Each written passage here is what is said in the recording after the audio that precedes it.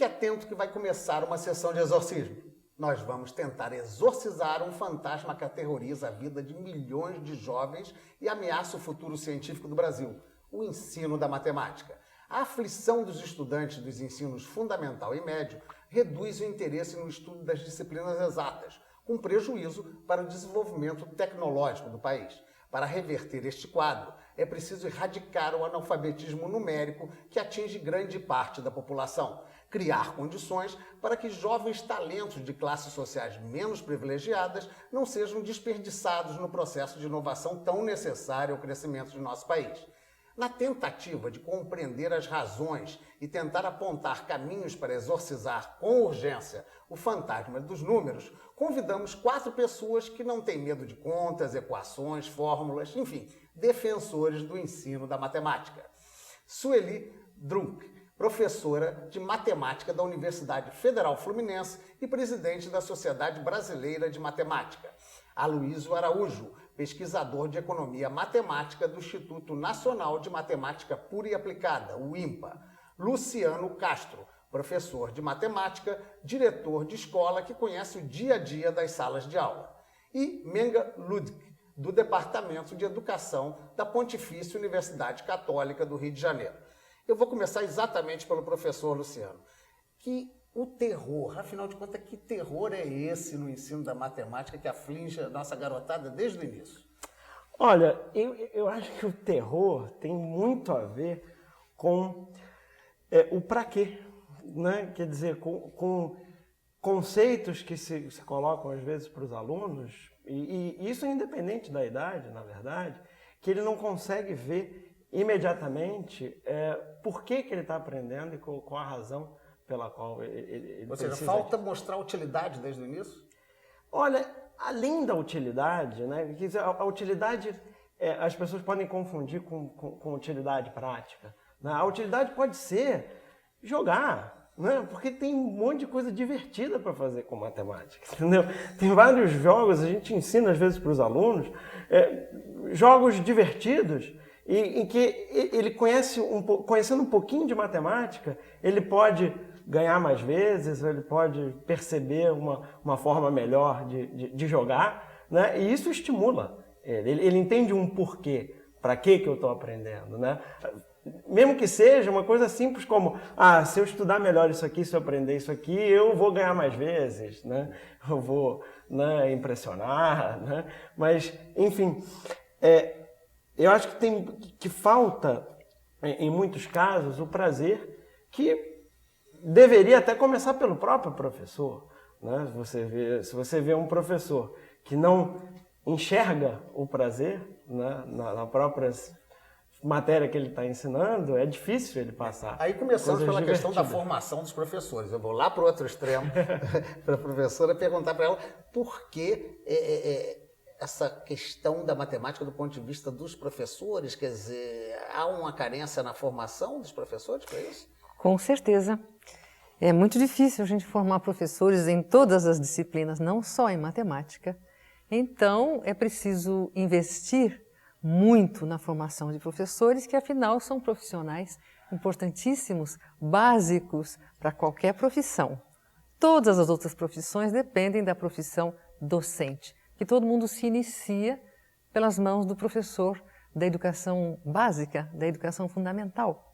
E a matemática está aí num lugar principal, num lugar muito importante, ao lado da fala, da língua materna. Então são as duas alfabetizações básicas que precisam ser oferecidas para todos os cidadãos, né? Todos.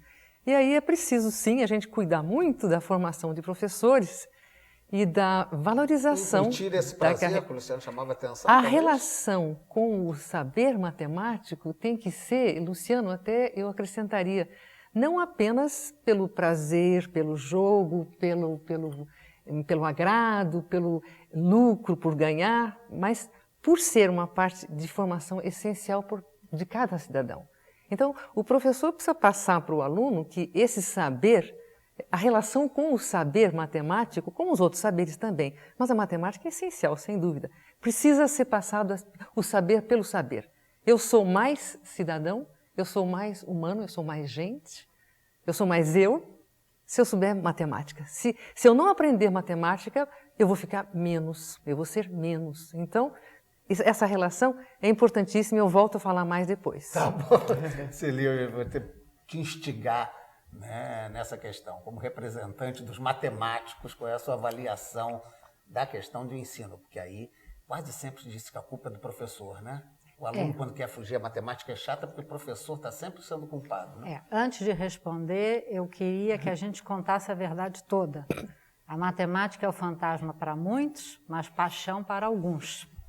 Né? Não vamos dizer que ela é só um fantasma. Existe uma quantidade importante de crianças e jovens que têm verdadeira paixão pela matemática. A matemática para eles é um grande prazer. Agora, a pergunta que você me fez era sobre... Sobre essa questão do ensino, a culpa que teria o professor, porque normalmente o aluno coloca a culpa no professor.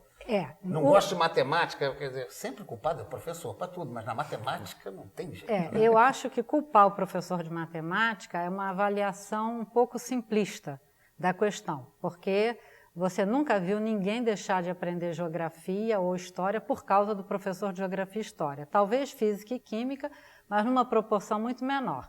É muito comum você dizer, não, meu filho é ruim em matemática, mas o professor dele... Então, está querendo se exigir do professor de matemática atributos que não se exigem de outras matérias. E eu acho que aí a concentração é da questão da matemática. Ela é uma disciplina que exige concentração, ela exige esforço. E não é questão só prática que o Luciano levantou, mas existe toda uma beleza de abstração da matemática pelo prazer de pensar e resolver. Por exemplo, um problema muito típico da minha época era que num quintal havia cães e galinhas, tantas cabeças e tantos pés. E você tinha que definir quantos animais tinha de cada. Ninguém conta cães e galinhas dessa maneira. Né? Então é um problema que de prático não tem nada. Mas como ninguém conta as cabeças e os pés para depois determinar o número de animais. Mas como um quebra-cabeça, isso é muito mais que um quebra-cabeça. Na minha época de estudante, isso era um problema de matemática. Bem, já que falou-se aí nos apaixonados, eu acho que é o caso do Aloysio, né? Instituto de Matemática Pura e Aplicada. Alguns acham até que são meio tarados, né? Vocês ficam lá com números, contas, matemática. Não vamos exagerar também. Não chega tanto, não chega tanto. Não, tem a matemática realmente, como a Sueli disse, desperta paixões, né? E realmente esse é o motor principal do pesquisador, que se não tiver paixão não vai chegar até as fronteiras da matemática, não vai fazer pesquisa em matemática. Mas eu acho que tem um outro aspecto do Brasil que é muito importante também, a matemática básica para todos, e tem uma explicação que nós estamos tão atrasados. Nós começamos muito tarde, não em matemática, mas no ensino em geral. Nós estávamos muito abaixo da América Latina, que estava abaixo do mundo como um todo. Então a educação, ela passa muito de pais para filho. Tem uma grande parte que a educação dos pais condiciona em grande parte, na média, né? Isso aí nós temos que fazer um esforço maior agora na educação, na pré-escola, digamos assim, para atingirmos um nível de matemática ou de ciências em geral mais razoável, uma vez que o nível científico do país vai determinar em grande parte o crescimento econômico. Então, porque certamente, como eu coloquei na abertura, aquele jovem que detesta matemática, se continuar detestando, ele acaba não vai ser um físico, ele não vai ser alguém de áreas exatas, né? No meu tempo era o científico, né? E o clássico. Vamos para o clássico e lá não tem matemática. Esse não é um problema existente? Como superar, hein? É difícil, né? Porque nós vemos um nível médio muito baixo, né? O nível de educação média é muito baixo. Eu acho que nós conseguimos até bastante coisa. Por exemplo, muitos brasileiros se destacam em Olimpíadas de Matemática. Às vezes em concursos internacionais mesmo. Concursos internacionais, Olimpíadas internacionais de Matemática, o nível científico de uma pequena elite é muito elevado, é muito avançado e se conseguiu isso em pouco tempo. Agora, essa massificação que tem sido muito mais lenta, porque como transmitir esse conhecimento de uma pequena elite para um grupo maior de pessoas, porque isso nós não temos sido tão bem sucedidos. Bem, aí retomamos ao início daquilo que você falava. Como superar esse problema? É tarefa do professor, do pré. Você falou que falta lúdico, né? Falta prazer.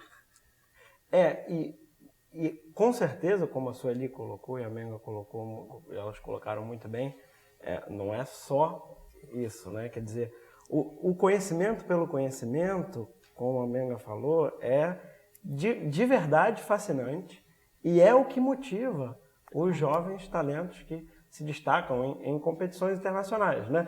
Eu tenho o privilégio de fazer parte da Comissão Nacional de Olimpíadas de Matemática, né? Então, eu tenho o enorme privilégio de conviver semanalmente com alunos que estão se preparando para representar o Brasil. Qual é o perfil desse aluno ao contrário do usual, né? Ao contrário do usual.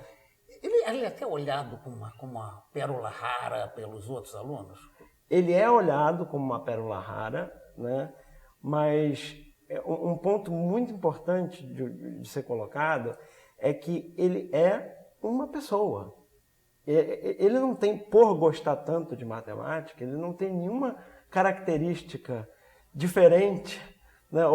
Não há nenhuma correlação entre gostar muito de matemática e ser bom em matemática com outros aspectos da personalidade ou da própria capacidade, porque você tem, como em qualquer grupo de jovens, se você vai num evento de premiação da Olimpíada, que você junta todos esses jovens, você encontra todo tipo de jovem, dos mais diversos formatos, né? E com diversos interesses. Você tem gente que gosta de jogar futebol ou nadar, ou etc., que tem outros interesses, inclusive a matemática. Não é apenas um geninho, em suma, né?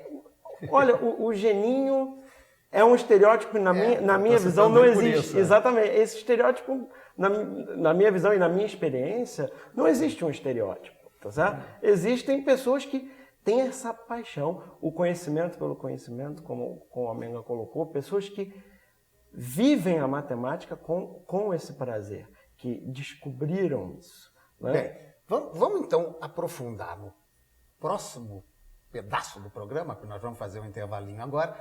Como é que é isso? Para que serve a matemática? Que amor é esse que também existe? Aguarde um instantinho só.